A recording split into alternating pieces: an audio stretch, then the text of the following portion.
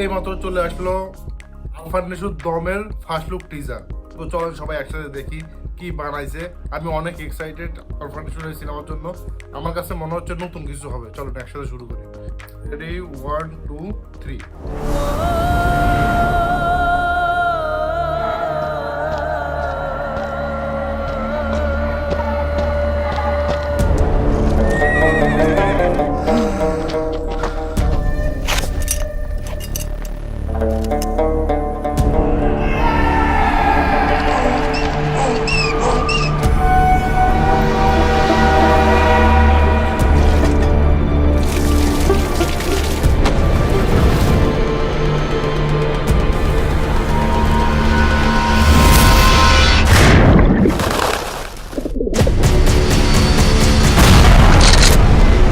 আমি শাহজাহান ইসলাম নূর, বাংলাদেশি মুসলমান।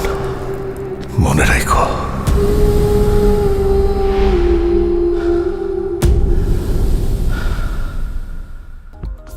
শাহজাহান ইসলাম নূর, বাংলাদেশি মুসলমান, মনে রাখো। তো মনে হচ্ছে যে মানে হাই বাজেট একটা সিনেমা। আপনি যখন সবকিছু দেখবেন যে বোমা বাস্ট হচ্ছে, উপর থেকে ড্রোন শট দেখাচ্ছে, দেখে মনে হচ্ছে যে হাই বাজেট কিছু একটা সিনেমা, মানে ভালো একটা এক্সপিরিয়েন্স দিবে আপনাকে হলে। আর এটা আসলে মালায়ালাম সিনেমার মতো। আমি প্রথমে ভাবছি মালায়ালাম সিনেমার একটা ভাইব দিবে। অরিজিনাল কথা বলতে গেলে এটা আমার মালায়ালামও লাগে না, বাংলা সিনেমাও লাগে না, একটা আলাদাই ডিফারেন্ট ভাইব দিচ্ছে আমার কাছে।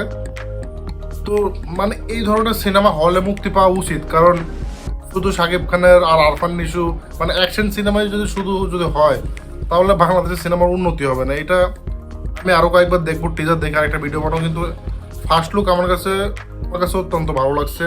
এটার জন্য আমি এক্সাইটেড।